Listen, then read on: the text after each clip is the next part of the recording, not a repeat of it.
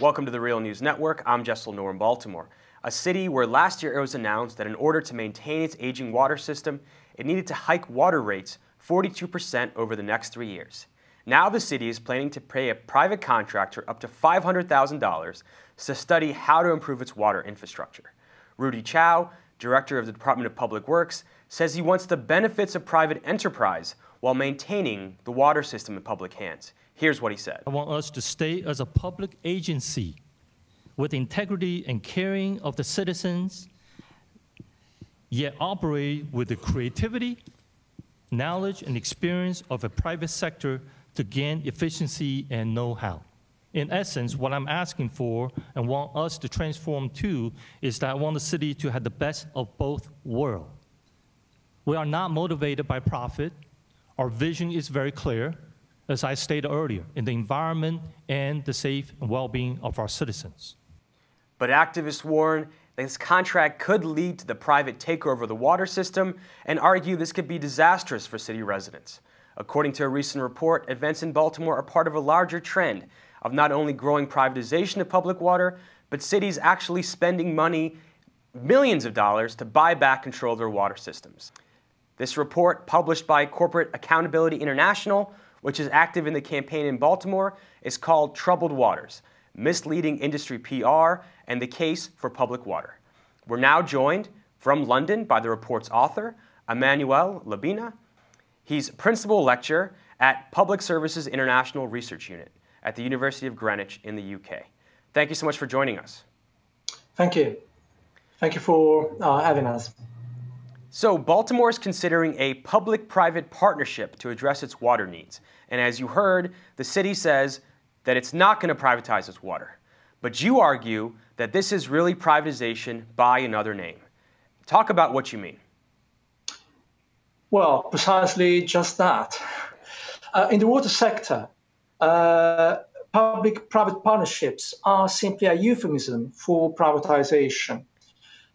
In the water sector, water privatization effectively takes a number of forms, and the majority of times these forms take the French model. The French model is that of public-private partnerships, and this is something that has been recognized for a long time by World Bank officials and experts, by US academics, by the US National Science Council. Effectively, there is at the moment a mediatic and marketing campaign trying to diffuse the idea that privatization is exclusively the sale of assets to the private sector, but effectively, water privatization has for a long time been identified with a range of contractual arrangements which include public-private partnerships.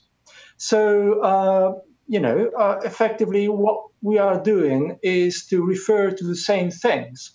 Privatization is a number of contractual arrangements that we usually refer to when we talk about public-private partnerships or outsourcing to the private sector. And so because of this, public-private partnerships are just a euphemism for privatization, just a more apparently innocuous and friendly way of calling just the same thing with a different name. But we are always referring to water privatization.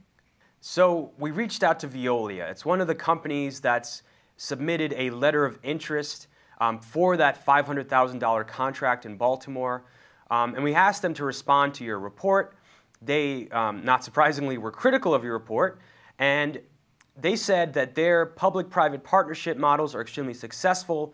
The best evidence, they said, is that they have a very high renewal rate of 97%. What is your response to that? Well, first of all, the report does not argue that Veolia is one of the major water multinationals. The report does not argue that Veolia does not possess very strong marketing skills. Actually, it identifies that as part of the problem rather than the solution.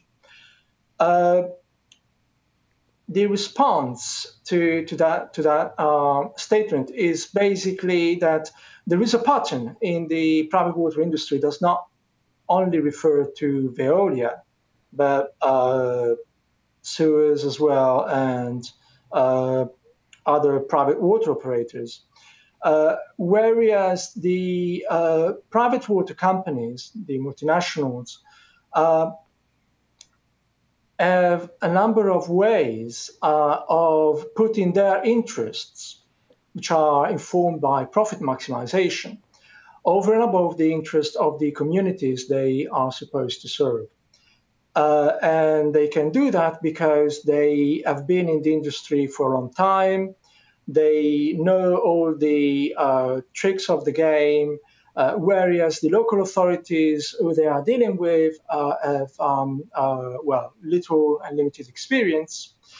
Also, they have the advantage, the private operators, of knowing the system, what goes on into the system, whereas the local authorities are only trying to guess what's going on into the system.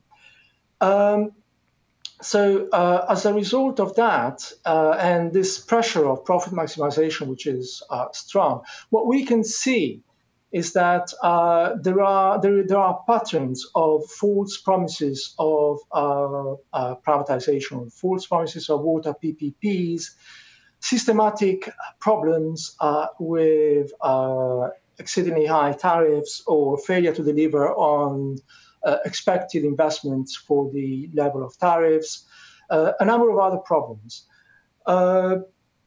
What we can observe is that these problems are systematic.